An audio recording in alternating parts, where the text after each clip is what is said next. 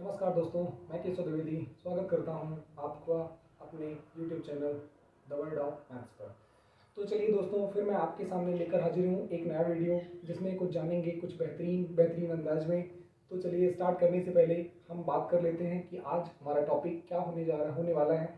तो दोस्तों मैं आपको बता दूं कि आज हम बात करने वाले हैं रिमाइंडर थ्योरम के बारे में।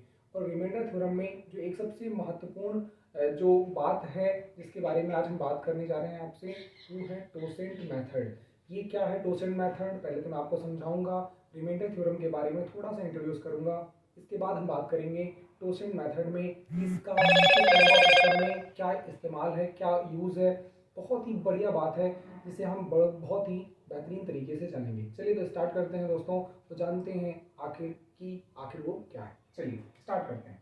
तो मैंने कहा दोस्तों, रिमाइंडर थ्योरम क्या होती है। रिमाइंडर थ्योरम वही होता है दोस्तों कि जब हम एक संख्या में किसी दूसरी संख्या से भाग लगाते हैं। ध्यान समझिएगा, मैंने कहा एक संख्या आपकी x है, इसमें हम इसी संख्या a से भाग लगाते हैं, k बार भाग जाता है और हमें शेषफल मिलता है दोस्तों, जिसे मैंने कहा कि वो क्या है, आपका r है। क्या कहा मैंने कि वो आपका r है। तो यहाँ पर आपकी जो संख्या x हो जाएगी, जो कि आपका कहलाता है भाज्य, ये जिससे आप भाग लगाते हैं a, वो कहलाएगा आपका दोस्तों भाजक।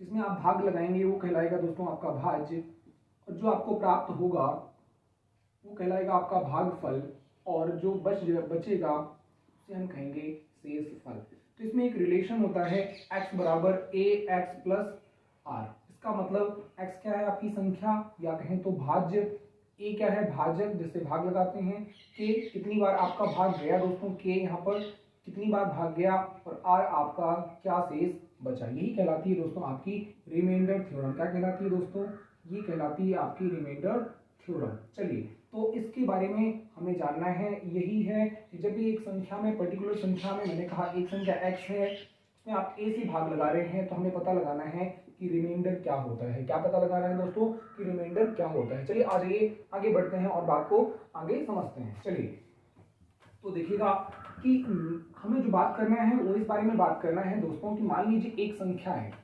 है और उस पर हमने क्या किया, मान लीजिए मैं आपके सामने लिख देता हूँ 5 4 3।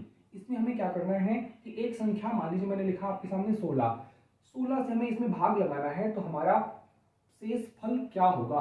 तो जैसा कि आप जानते हैं दोस्तों कि ये हमारी एक संख्या है जिसे हमने कहा भाज्य, और ये हमारी एक संख्या है जिससे हम भाग लगा रहे हैं, जिसे हमने कहा भाजक। तो जैसे ही हम भाग लगाएंगे तो आप जानेंगे दोस्तों, आप जानते हैं कि 3 बार इसमें भाग जाएगा, 48 होगा, और इसके बाद बचेगा आपका कितना, 6 और 3। कितना हो जाएगा दोस्तों, 6 और 3। तो हम यहाँ से कह सकते हैं कि भाग जाएगा 4 बार जाएगा तो 64, और रिमाइंडर आ जाएगा आपको -1। तो -1 रिमाइंडर नहीं होता, रिमाइंडर हमारा हो जाएगा दोस्तों 15। क्या हो जाएगा, 15 हो जाएगा। या हम ऐसे कह सकते हैं कि 16 से जब हमने भाग लगाया, 3 बार भाग गया, 48 बचा 6 और 3, वापस से भी कितनी बार भाग जाएगा दोस्तों, 3 बार जाएगा तो 48 होगा, और हमारा जो शेषफल हो जाएगा वो कितना हो जाएगा आपका 13 और 2 15। चलिए आगे बढ़ते हैं। अब मान लीजिए मैं क्या करता हूं दोस्तों कि इस संख्या की मैं पावर कर देता हूं। क्या कर देता हूं, अभी मैंने इस संख्या की एक घात कर दी, जो कि हो जाएगा कितना, मैंने पावर लगा दी, पावर क्या लगा दी, 2 लगा दी। अब हमें क्या करना है, वापस से हमें इसी संख्या से या उसी संख्या से हमें भाग लगाना है, और हमें पता लगाना है कि हमारा शेषफल क्या होगा। तो आप देख पाएंगे दोस्तों कि अब हमारे पास जो संख्या है वह है 5 4 3 गुणे 5 4 3। अब इसमें हमें क्या करना है, 16 से भाग लगाना है। जब आप 16 से भाग लगाएंगे तो दोस्तों यहाँ रिमाइंडर क्या मिलेगा आपको, प्लस का 15, क्योंकि अभी आपने देखा कि जब हमने इसमें भाग लगाया इस संख्या से, शेषफल क्या आया 15। तो वापस से जब इसमें भाग लगाएंगे तो शेषफल क्या आएगा दोस्तों 15। और हम क्या करेंगे, जो दोनों से हमें शेषफल प्राप्त हुआ है उन दोनों का गुणा करने के बाद क्या मिलेगा दोस्तों 225। वापस से हम एक बार भाग लगाएंगे 16 से, तो क्या होगा दोस्तों, कितनी बार भाग जाएगा, एक बार पहले जाएगा, बचेगा कितना आपको दोस्तों 6 और 5, तो 65। इसका मतलब 4 बार भाग जाएगा और शेषफल हो जाएगा हमारा कितना दोस्तों 1। तो मैंने आपसे ये कहा कि यदि आपकी संख्या वही है जिसमें आप भाग लगा रहे हैं, और जिससे आप भाग लगा रहे हैं अभी भी क्या है, वही है, जब आपने संख्या का स्क्वायर कर दिया, मैं आपसे ये कहूंगा दोस्तों कि रिमाइंडर भी क्या हो जाएगा, आपका स्क्वायर हो जाएगा। मैं ऐसे आपको समझा सकता हूं कि यदि आपने x में b से भाग लगाया तो आपको शेषफल मिलता है r। यदि आपने एक्स स्क्वायर में डी से भाग लगाया तो शेषफल क्या मिलेगा आपको, आर स्क्वायर। अब यदि ये आर स्क्वायर आपके भाजक से बड़ा है तो आप एक बार और भाग लगा देंगे तो आपका शेषफल क्या हो जाएगा दोस्तों, आर हो जाएगा। यदि मान लीजिए इसी का मैंने संख्या का 3 गुना कर दिया, मैंने कहा कि जो संख्या x थी अब कितनी हो गई, यदि 3x हो गई, तो आपने जब x में d से भाग लगाया तो शेषफल मिला r। जब आप 3x में d से भाग लगाएंगे तो शेषफल आपको मिलेगा कितना, 3r। तो यदि आपका 3r जो मिल रहा है, यदि d से आपका भाजक से बड़ा है तो एक बार आप और भाग लगाएंगे और आपको शेषफल मिल जाएगा दोस्तों r। तो बेसिकली मैं आपको इतनी सी बात बताना चाह रहा हूँ कि जब आप किसी पर्टिकुलर नंबर में किसी दूसरी संख्या से भाग लगाते हैं तो जो आपको शेषफल प्राप्त होता है वही कहलाता है आपका शेषफल। ये बात आप समझते हैं। फिर मैंने आपसे दूसरी बात ये कही कि यदि उस संख्या का स्क्वायर कर दिया जाए और उसी संख्या का स्क्वायर कर दिया जाए और सेम डिवाइजर से भाग लगाया जाए तो आपका रिमाइंडर भी क्या हो जाएगा, स्क्वायर। क्यूब कर दिया जाए तो रिमाइंडर भी क्यूब, आप पावर 4 कर दिया जाए तो रिमाइंडर भी क्या हो जाएगा, पावर 4 हो जाएगा। संख्या का 2 गुना कर दिया जाए, संख्या का 3 गुना कर दिया जाए, संख्या का 4 गुना कर दिया जाए तो वही क्या होगा दोस्तों की आपके रिमाइंडर में भी इफेक्ट डालेगा और सेम ही क्या होगा, दोनों में परिवर्तन होगा। यदि आपने संख्या का 3 गुना किया तो रिमाइंडर भी दोस्तों कितना हो जाएगा, 3 गुना हो जाएगा। इस एग्जांपल के माध्यम से मैंने आपको ये बात समझाई। आगे बढ़ते हैं और आगे की बातें समझते हैं। चलिए, ये तो बात हो गई कि रिमाइंडर थ्योरम में आखिर हमें करना क्या है। अब हम बात करते हैं जो हम आज आपसे इस वीडियो में बात करने वाले हैं। तो वो दोस्तों ये है कि मान लीजिए हमारी एक संख्या है जिसकी कोई ना कोई पावर है। जैसे आपने देखा दोस्तों, मैं लिख देता हूं आपके सामने एक छोटा सा ही एग्जांपल ले लेते हैं। मैंने लिखा 2 की घात कितना है, 41 है। अब इसमें मैं क्या करता हूं दोस्तों, एक संख्या से भाग लगाता हूं। मैंने कहा मैं 5 से भाग लगाता हूं। तो अब आप देख पा रहे हैं दोस्तों कि ये 2 है और 2 की घात 41 है। इसका मतलब ये अपने आप में बहुत ही बड़ी संख्या है और जब अपने आप में ये बहुत ही बड़ी संख्या है तो हमें भाग लगा पाना बहुत ही मुश्किल हो जाएगा, या एग्जैक्टली ये कहें तो हमें यहाँ से रिमाइंडर पता लगा पाना बहुत ही मुश्किल हो जाएगा, क्योंकि हमें नहीं पता कि 2 की घात 41 का आखिर मतलब क्या है या उसका मान क्या है। यदि यहाँ पे लिखा होता 2 की घात 3, 2 की घात 4, 2 की घात 5 या इवन 2 की घात 8 या 10 तक तो हम वैल्यू आसानी से फाइंड आउट कर पाते। लेकिन इस केस में हमारे लिए वैल्यू फाइंड आउट करना थोड़ा सा मुश्किल है। चलिए, तो बात को समझते हैं। बात को ये समझते हैं दोस्तों कि थोड़ा सा बात समझिएगा। मैं ये कहता हूं दोस्तों कि यदि मैं संख्या, इस पर्टिकुलर संख्या में जब मैं 5 से भाग लगाता हूं तो होगा क्या यहाँ पर कि जब हम 2 की पावर 1 में भाग लगाएंगे, 2 की पावर 2 में भाग लगाएंगे, 2 की पावर 3 में, 2 की पावर 4 में, 2 की पावर 5 में, तो कहीं ना कहीं ऐसा किसी ना किसी पावर में ऐसा हमें मिलेगा जहां से हमारा रिमाइंडर आना क्या हो जाएगा दोस्तों, 1 आ जाएगा। समझ पा रहे हैं? जैसे मैंने कहा कि यदि मैं यहाँ से ध्यान से थोड़ा समझेंगे तो आपको कुछ चीजें क्या हो जाएगी, क्लियर हो जाएंगी। यदि मैं इसे लिखूं 2 की घात 2, 2 की घात 2, 2 की घात 2, 2 की घात 2 और 2 की घात 2 और 2 की घात 2, तो अब आप क्या देख पाएंगे दोस्तों कि 2 की घात 2 का मतलब होता है क्या दोस्तों, 4। अब जब 5 से आप 4 में भाग लगाएंगे तो या तो शेषफल 4 आएगा और या तो माइनस का 1 आएगा। क्लियर? अब यदि शेषफल माइनस का 1 आ रहा है तो आप क्या देख पाएंगे कि माइनस का 1, माइनस का 1, माइनस का 1 शेषफल हर बार आ रहा है। क्लियर है? तो कहने का मेरा मतलब ये है, बेसिकली इतनी सी बात बताने का मतलब है कि जब किसी संख्या में किसी दूसरी संख्या से आप भाग लगाते हैं तो किसी ना किसी पावर के बाद, क्योंकि हम बात करें पावर की, किसी ना किसी पावर के बाद वो जो हमारा रिमाइंडर है वो रिपीट होना स्टार्ट हो जाएगा। क्या होना स्टार्ट हो जाएगा? रिपीट होना स्टार्ट हो जाएगा। तो हमें करना क्या है दोस्तों कि यदि हमें इस 5 की साइक्लिसिटी पता चल जाए। साइक्लिसिटी का मतलब क्या? साइक्लिसिटी का दोस्तों मतलब यही है कि हमें ये पता चल जाए कि आखिर वो कौन सी पावर है, सुना, आखिर वो कौन सी पावर है जिसके बाद हमारा रिमाइंडर सेम आना स्टार्ट हो जाता है या हम कहेंगे 1 आना स्टार्ट हो जाता है, तो वही कहलाएगी हमारी संख्या की साइक्लिसिटी। क्या कहलाएगी दोस्तों? संख्या मतलब जिससे हम भाग लगा रहे उसकी साइक्लिसिटी कहलाएगी। अब जब उसकी साइक्लिसिटी कहलाएगी तो हम क्या करेंगे, उससे पावर को क्या करेंगे दोस्तों, पावर को भाग लगा देंगे और चेक करेंगे कि पावर को भाग लगाने पर रिमाइंडर क्या है। क्लियर है? रिमाइंडर क्या है। आगे बढ़ते हैं और समझते हैं। तो अब हम ये जो साइक्लिसिटी है, क्योंकि अब ऐसा तो है नहीं दोस्तों कि 5 की साइक्लिसिटी इतनी होगी, 2 की साइक्लिसिटी 4 होगी, 3 की 4 होगी, या ऐसा कुछ नहीं है, क्योंकि नंबर जब डिफरेंट होगा तो साइक्लिसिटी भी क्या होगी, डिफरेंट होगी। अब ये जो साइक्लिसिटी का पता हम कैसे लगाएंगे, तो ये जो साइक्लिसिटी का पता हम दोस्तों लगाएंगे टोसेंट मेथड से। कैसे लगाएंगे दोस्तों? टोसेंट मेथड से। अब ये बात को समझते हैं और ध्यान से एक बार क्लियर करते हैं। क्लियर है? इतनी बातें आपको, मुझे लगता है कि आपको समझ में आ गई होंगी। यदि ऐसा है तो आगे बढ़ते हैं और आगे की बातों को समझते हैं। चलिए दोस्तों आगे बढ़ जाते हैं। अब मैं आपको समझाता हूँ किसके बारे में, टोसेंट मेथड के बारे में। किसके बारे में दोस्तों, टोसेंट मेथड के बारे में। इस एग्जांपल को हम किनारे कर लेते हैं, फिर बात करते हैं। चलिए इसे मैं अलग लिख देता हूँ, फिर मैं आपको समझाता हूँ इसको एक बार।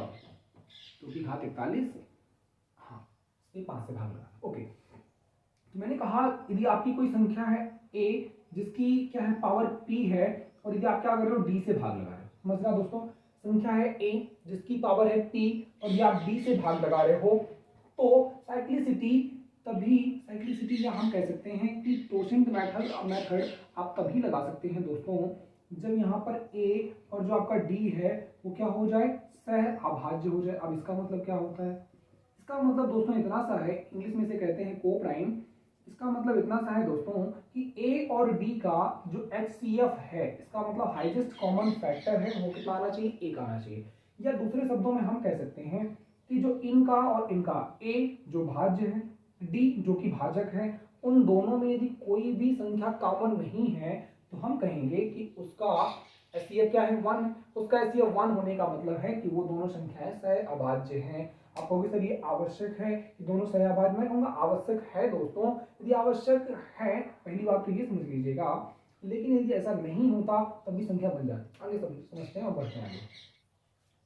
चलिए कोई बात नहीं, आगे बढ़ते हैं। तो मैंने ये कहा दोस्तों कि आपको इतनी बातें समझ में आ गई होगी कि a और d जो है दोनों सह अभाज्य होनी चाहिए। क्लियर है, आगे बढ़ते हैं। अब आगे बढ़ते हैं तो मैंने ये कहा कि अब d की हमें क्या पता लगाना है, साइक्लिसिटी। क्या पता लगाना है, साइक्लिसिटी। पहली बात तो मैंने ये कहा आपसे कि जब आप टोसेंट मेथड लगा रहे हैं तो आपको ये चेक करना है कि भाज्य और भाजक दोनों क्या होने चाहिए, सह अभाज्य। अब हमें किसकी साइक्लिसिटी पता लगानी है, d की। तो जब d की साइक्लिसिटी पता लगानी है दोस्तों, तो आप कैसे लगाएंगे पता, तो आपको क्या करना है कि इस d के आपको अभाज्य गुणनखंड करने हैं। क्या करने हैं, आपको अभाज्य गुणनखंड करने हैं। मैं मान लेता हूं इसके अभाज्य गुणनखंड है x की पावर मैंने मान लिया m है, और y की पावर n है, और z की पावर मान लिया मैंने क्या है कि कुछ भी मान लीजिए आप o है। क्लियर, तो आप जब इसे अभाज्य गुणनखंडों में इसके तोड़ेंगे तो अब आप देखेंगे कि यहाँ पर जो आ रहा है, कौन कौन सी अभाज्य संख्याएं आ रही हैं, x है, y है और z है।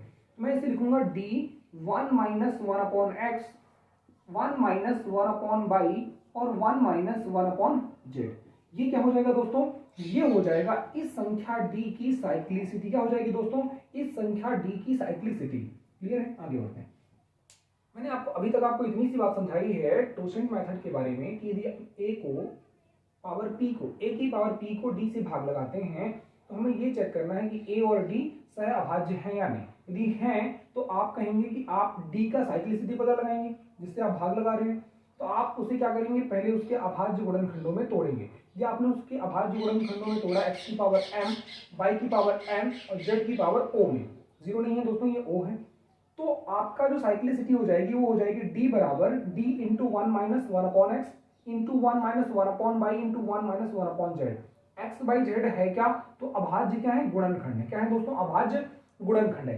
इस बात को मैं नहीं मिटाता अभी, थोड़ा सा मैं यहाँ पे आपको एग्जांपल के तौर पर समझाता हूँ जिससे चीजें थोड़ा सा क्या हो, क्लैरिटी हो, हम आगे कोरिलेट भी कर पाए। अब मैंने कहा दोस्तों 2 की पावर क्या है 41, और इसमें हमें 5 से भाग लगाना है। किससे भाग लगाना है, 5 से भाग लगाकर पता लगाना है कि रिमाइंडर हमारा क्या होगा। ओके, तो अब मैंने आपसे ये कहा कि हमें क्या करना होगा दोस्तों, 5 की साइक्लिसिटी पता लगानी है। अब आप यदि ध्यान से देख पाएंगे तो 5 एक कैसी संख्या है, एक अभाज्य संख्या है। तो इसके जो अभाज्य गुणनखंड लिखेंगे तो क्या लिखेंगे, 5 की घात 1 लिखेंगे दोस्तों, 5 की घात 1। अब जब मुझे साइक्लिसिटी फाइंड आउट करनी है तो मैं लिखूंगा इसे, मैं क्या लिखूंगा कि साइक्लिसिटी जो हो जाएगी हमारी, मैं इसे सी से डिनोट कर लेता हूँ। साइक्लिसिटी जो हो जाएगी वो हो जाएगी हमारी अभाज्य संख्या 5, और क्या हो जाएगा आपका 1 माइनस 1 अपॉन 5। ये तो मैंने कहा था डिवाइजर ही होगा d, और ये क्या हो जाएगा 1 माइनस 1 अपॉन x। x क्या है यहाँ पर, x है आपका जिसमें इसके अभाज्य गुणनखंडों में आपने इसे ब्रेक किया। तो ये हो जाएगा दोस्तों 5 गुणे 4/5। साइक्लिसिटी बेसिकली क्या आ जाएगी आपकी, 4 आ जाएगी। क्या आ जाएगी साइक्लिसिटी दोस्तों, 4 आ जाएगी। अब जब साइक्लिसिटी हमारी 4 आ गई किसकी, 5 की, तो अब मैं क्या करूंगा दोस्तों कि इस साइक्लिसिटी से इस पावर को, ये जो पावर है इसमें क्या करूंगा, भाग लगाऊंगा। अब जब हमने भाग लगाया इसमें 4 से भाग लगाया 41 में, तो हमारा शेषफल क्या आएगा, तो भाग 10 बार जाएगा, शेषफल आएगा 1। क्या आएगा दोस्तों, 1 आएगा शेषफल। जब मैं कहूंगा शेषफल आएगा तो वही क्या हो जाएगी, उस संख्या की पावर हो जाएगी। अब जब 2 की पावर 1 हो गई तो अब आप ये बात समझते हैं दोस्तों कि जो हम 2 में 5 से भाग लगाएंगे तो उस केस में रिमाइंडर क्या आएगा हमारा? 5 ही, 2 ही आने वाला है। क्या आने वाला है? 2 ही आने वाला है। तो अब आप देख पा रहे हैं कोई आपको एक्स्ट्रा दिमाग नहीं लगाना, बस आपको इतना सा काम करना है कि आपको उस पर्टिकुलर नंबर की जिससे आप भाग लगा रहे हैं उसकी साइक्लिसिटी पता लगानी है। टोशन मेथड है क्या? Basically it's nothing, it is only cyclicity of that divisor. क्या है? आपकी उस भाजक की क्या है? साइक्लिसिटी है या चक्रीयता है। क्लियर है? ओके, आगे बढ़ते हैं। कुछ और एग्जांपल करते हैं बहुत ही बेहतरीन और आगे की बातों को समझते हैं। चलिए, उम्मीद है आपको इतनी सी बात तो समझ में आई होगी। क्लियर? देखिएगा, अभी भी आपको थोड़ा सा लगता है कि मैं आपको चीजों को और समझाऊंगा, बेहतरीन समझाऊंगा एग्जांपल के माध्यम से। हर एग्जांपल में हम सारी चीजों को क्लियर करते हुए चलेंगे, जिससे आपको क्या हो, कोई भी दिक्कत ना हो। मैं अगला एग्जांपल ले रहा हूं दोस्तों आपके सामने। देखिएगा आप कैसे सवाल बहुत ही आसान हो जाएगा। मैं लिखता हूं, देखिए मैंने कहा 3 की घात क्या है? 258 है। इसमें हमें क्या करना है? 17 से भाग लगाना है। क्या करना है? 17 से भाग लगाना है। अब जब 17 से भाग लगाना है तो आप कहोगे सर इसमें अब हम क्या करें? तो मैं कहूंगा दोस्तों कि अब आप ये चेक करो कि इस 17 जो कि हमारा क्या है? डिवाइजर, इसकी साइक्लिसिटी क्या है? ओके, हाँ अपन यहाँ तो ठीक है, चेक करते हैं। मैंने कहा 17 की साइक्लिसिटी चेक करनी है तो इसको पहले अभाज्य गुणनखंडों में तोड़ो। 17 एक अभाज्य संख्या है, उसका एक ही गुणनखंड होगा, 2 ही गुणनखंड होंगे, एक तो 1 और एक 17। एक का कोई मतलब नहीं, 17 लिख लेते हैं। आ जाओ, मैंने कहा साइक्लिसिटी जो हो जाएगी, देखिएगा ध्यान से, उसे क्या कहेंगे? डिवाइजर। क्या कहेंगे दोस्तों? Divisor 1 - 1 upon x. याद है 1 - 1 अपॉन एक्स। एक्स क्या है? उसके अभाज्य गुणन।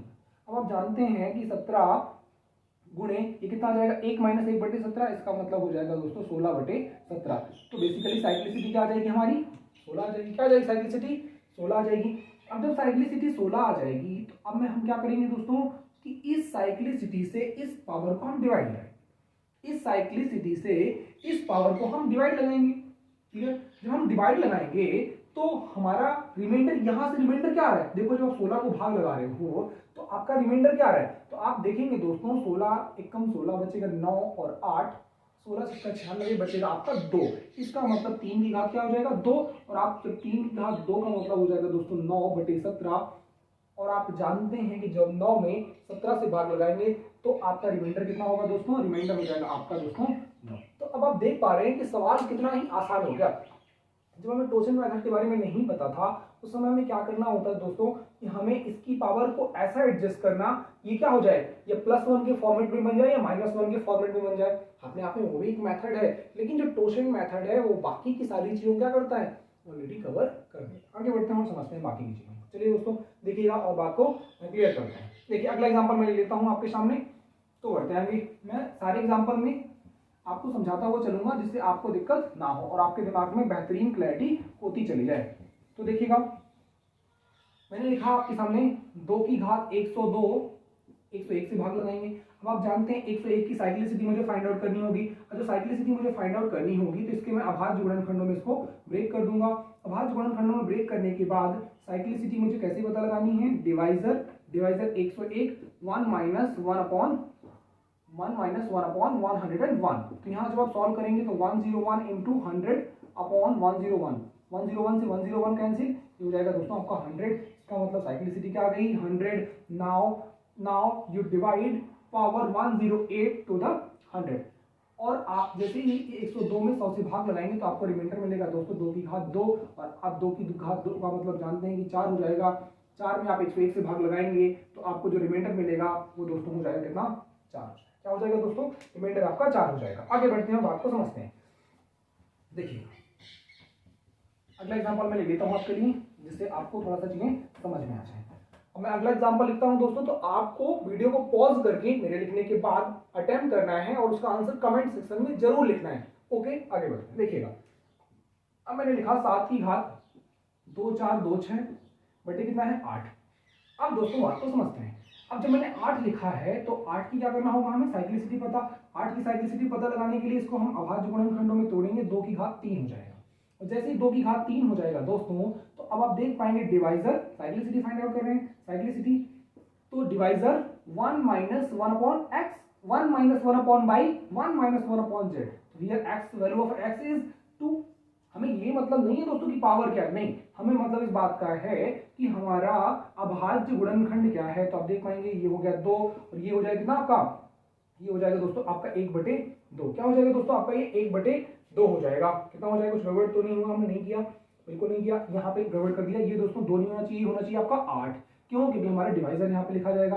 और जैसे मैंने ये लिखा, 1 में 1/2 घटाएंगे, 2 से कट जाएगा 4 बार, इसका मतलब साइक्लिसिटी क्या आ गई दोस्तों 4। और आप जानते हैं कि जब साइक्लिसिटी हमारी 4 आ गई तो हमें क्या पता लगाना है, रिमाइंडर किसका, इस पावर को 4 से डिवाइड लगाने के बाद। क्लियर है, तो आप डिवाइड लगा के चेक कर सकते हैं दोस्तों। हम जानते हैं कि 4 की विभाज्यता का नियम क्या होता है, अंतिम के 2 अंक पूरी तरह से विभाजित हैं तो हमारी संख्या पूरी तरह से विभाजित हो जाएगी। यदि अंतिम के 2 अंक विभाजित नहीं है तो हमारी संख्या विभाजित नहीं होगी। हम क्या करेंगे, बेसिकली हम लास्ट के 2 डिजिट में ही भाग लगाएंगे। क्या करेंगे, 2 डिजिट में ही हम भाग लगाएंगे। तो अब जब 26 में 4 से भाग लगाएंगे, शेषफल आएगा 2। इसका मतलब इस पूरी संख्या का शेषफल कितना हो जाएगा आपका 2। 8 से भाग लगाएंगे, कितना हो जाएगा आपका दोस्तों, ये हो जाएगा आपका कितना हो जाएगा 49। और 8 से डिवाइड लगाएंगे तो रिमाइंडर आपका आ जाएगा दोस्तों कितना 1। अब आप देख पा रहे होंगे सवाल कैसे बहुत ही आसान हो जाएंगे, बहुत ही दोस्तों आसान। क्लियर है, आगे बढ़ते हैं। मैं कुछ एग्जांपल, एक चीज आपको ध्यान रखनी है, वो क्या दोस्तों, आपको इन वीडियोस के भी जो क्वेश्चन हैं, ये जो वीडियो में आपको लिए क्वेश्चन लिख रहा हूँ और सॉल्व करवा रहा हूँ, इनको आपको मेरे समझाने से पहले वीडियो को पॉज करके आपको अटेम्प्ट करना है, उसका आंसर कमेंट सेक्शन में लिखना है। इसके बाद आपको वीडियो का सॉल्यूशन देखना है। आगे बढ़ते हैं, बात को समझना। देखिए कुछ और एक आध दो एग्जाम्पल कर लेते हैं, मैं लिख देता हूँ वो एग्जाम्पल आपको करने हैं। चलिए, तो ये एग्जाम्पल है आपका 5 की घात 74/73 एग्जाम्पल। अगला एग्जाम्पल है दोस्तों आपके लिए 3 की घात 32/11। अगला एग्जाम्पल है दोस्तों आपके लिए 3 की घात 34/17। और अगला एग्जाम्पल है दोस्तों आपके लिए 3 की घात 152 क्या है आपका 15। इसको आप चेक करेंगे, थोड़ा दिमाग लगा लेंगे तो यहाँ पे काम बन जाएगा। क्या मैं आपको समझा देता हूँ यहाँ पर, नहीं आप एक बार करेंगे कोशिश, नहीं बनेगा तो आप मुझे बताइएगा कि सर ये वाला क्वेश्चन मुझसे नहीं बना, आप कमेंट सेक्शन में लिखिएगा। आगे बढ़े तो देखिएगा अगला जो क्वेश्चन है, एक क्वेश्चन हमारे पास है, देखिएगा आप उसे देखिएगा ध्यान से। 15 की घात 30 की घात कितना है 45। अब क्या हो गया दोस्तों, पावर की पावर हो गया। अब जब पावर की पावर हो गया तो आपको डरने की जरूरत नहीं है बिल्कुल भी, क्योंकि मैं आपको बहुत ही आसान तरीका समझाने जा रहा हूँ। देखिएगा तो हम क्या करते हैं, इस जो पूरी पावर है, तो ये जो पूरी पावर है इसे मैं एक पावर मान लेता हूं। मैं मान लेता हूं कि ये एक संख्या है, ये संख्या इसकी पावर कुछ ना कुछ है। क्लियर, तो अब हमें क्या करना होगा, जैसे कि आप जानते थे कि जब ये पावर थी तो ये संख्या थी और ये पावर थी, तो हम क्या करते थे साइक्लिसिटी से हम इसी में भाग लगाते। हमारी ये संख्या हो गई और ये पावर हो गई, हम साइक्लिसिटी से दोस्तों भाग लगाएंगे। और 8 की साइक्लिसिटी अभी हमने निकाली थी, क्या निकाली थी 4 निकाली दोस्तों। कैसे आप जाकर के देख सकते हैं, जैसे मैंने 4 से इसमें भाग लगाया तो रिमाइंडर क्या आएगा 1। इसका मतलब मैं कहूंगा दोस्तों कि रिमाइंडर कितना हो गया 1 हो गया। अब 1 हो गया तो 30 की घात 1 का मतलब क्या हो जाएगा 30 हो जाएगा। अब संख्या हमारी छोटी हो, अब ये 15 है और ये 8, अब ये 15 है और ये 8 है। जब ये 15 है और ये 8 है, मैं क्या कहूंगा दोस्तों कि यहाँ पर आपके दिमाग में ये तो नहीं लगा ना सर हम ये कैसे डिसाइड करेंगे कि ये आपका और ये दोनों अभाज्य संख्या, मैं कहूँगा हो जाएगा दोस्तों, क्योंकि यहाँ पर आप जानते हैं 15 और 8 में कोई भी संख्या कॉमन नहीं है। और ये क्या लिखा हुआ 15 की घात 30 लिखा हुआ, इसका मतलब 15 ही तो 30 बार लिखा हुआ है, दैट्स वेरी इजी। इसका मतलब ये है कि हमारा ये नंबर और ये नंबर क्या हो जाएगा आपका कोप्राइम ही होंगे। आगे बढ़ते हैं, अब हम वापस से जानते हैं कि इसकी साइक्लिसिटी क्या है 4, तो 4 से मैं वापस से इसमें भाग लगा दूंगा। तो 4 से जैसे ही हम भाग लगाएंगे रिमाइंडर मिलेगा दोस्तों 2। क्या मिलेगा, रिमाइंडर 2 मिलेगा। तो जैसे हमें रिमाइंडर 2 मिलेगा तो हम कहेंगे 15 की घात 2 की पावर कितना हो गया, से हमें 8 से डिवाइड लगाना है। और 15 की घात 2 का मतलब हो जाएगा दोस्तों 225। 8 से भाग लगा देंगे तो 8 दूनी 16, बचे कितना आपका 4 और 2 6 और ये 5, इसका मतलब 65। रिमाइंडर आ जाएगा दोस्तों 1। क्या आ जाएगा रिमाइंडर दोस्तों आ जाएगा 1। तो अपार्ट फ्रॉम दिस एक सेम टाइप का एग्जांपल मैं आपके लिए और लिख देता हूं दोस्तों, जिसे भी आपको ट्राई करना है and make sure that you will be answer on this comment section. Okay, आप कमेंट सेक्शन में आंसर जरूर करेंगे, उम्मीद है कि आप ऐसा करेंगे, मेरी बातों को समझ रहे होंगे और इस बात को आप जरूर करेंगे, ध्यान देंगे। एक एग्जाम्पल, आखिरी एग्जाम्पल है, इसे आपको ही करना है। क्या करना है दोस्तों, आपको ही करना है, ये आपके लिए टास्क है जिसे आपको कंप्लीट करना है। तो ये मुझे कैसे पता चलेगा कंप्लीट हो रहा है, when you will be answer on a comment section। चलिए कोई बात नहीं दोस्तों, तो ये आज हमने बात की किसके बारे में, हम दोस्तों समझा तो किसके बारे में, रिमाइंडर थ्योरम के बारे में। रिमाइंडर थ्योरम क्या है मैंने आपको समझा दिया ऑलरेडी, बहुत छोटी सी बात है। रिमाइंडर थ्योरम क्या है, फिर मैंने आपको बताया कि जब हम एक संख्या में किसी दूसरी संख्या से भाग लगाते हैं और बेसिकली जब पावर्स में हम भाग लगाते हैं तो हमारा रिमाइंडर क्या है, कैसे फाइंड आउट करते हैं, उसके लिए मैंने आपको समझाया क्वोशिएंट मेथड के बारे में। जब एक संख्या में उसकी पावर है तो उसे किसी दूसरी संख्या से भाग लगा रहे हैं तो हमारा रिमाइंडर क्या होगा। मैंने कहा ये बात भी डिपेंड करती है आपकी साइक्लिसिटी के ऊपर, और साइक्लिसिटी जो होती है वो कैसे पता लगाते हैं, वो पता लगाते हैं दोस्तों क्वोशिएंट मेथड। क्वोशिएंट मेथड का मतलब यही है कि आपका भाज्य और विभाजक कोप्राइम है। आपको उससे कोप्राइम ना हुए तो मैं कहूँगा कोप्राइम ना हुए तो उनमें कुछ कॉमन होगा, उसे हम काट देंगे। क्या कर देंगे, उसे हम काट देंगे, कोप्राइम बना लेंगे। That's very easy. तो आज के लिए इस वीडियो में दोस्तों इतना ही। इतनी जो हमने बात की इसे एक बार के लिए एनालाइज करिएगा, जाकर के क्वेश्चन लगाइएगा। कुछ और भी क्वेश्चन है, प्रीवियस ईयर क्वेश्चन, आप जो हमारा जो टेलीग्राम चैनल है द वर्ल्ड ऑफ मैथ्स के नाम से, वहाँ पर जाकर के ज्वाइन कर लीजिएगा, जिसके लिंक ऑलरेडी डिस्क्रिप्शन में या कमेंट बॉक्स में पिन है, उस पर क्लिक करके आप ज्वाइन कर सकते हैं। वहाँ आपको और भी क्वेश्चन मिल जाएंगे प्रैक्टिस के लिए। डेली हमारी क्विज सीरीज होती है, इसमें डेली मैं शाम को क्वेश्चन बनाता हूँ आपके लिए, उसके लिए भी आप टेलीग्राम चैनल हमारा ज्वाइन कर सकते हैं। यदि आपको ये वीडियो पसंद आई, ये आपको लगा कि ये हमारे लिए बहुत ही यूजफुल है, तो वीडियो को लाइक और चैनल को सब्सक्राइब कर लीजिएगा, जिससे आपको जो अगली वीडियो के अपडेट है वो मिस ना हो। तो मिलते हैं दोस्तों अगले वीडियो में, तब तक आप मेहनत करते रहिए, इसी प्रकार से पढ़ते रहिए। तो थैंक यू, उम्मीद है आप बढ़िया से मेहनत करेंगे, इससे आपका भविष्य उज्जवल होगा। So thank you, have a nice day and God bless you all. Thank you everyone, thank you.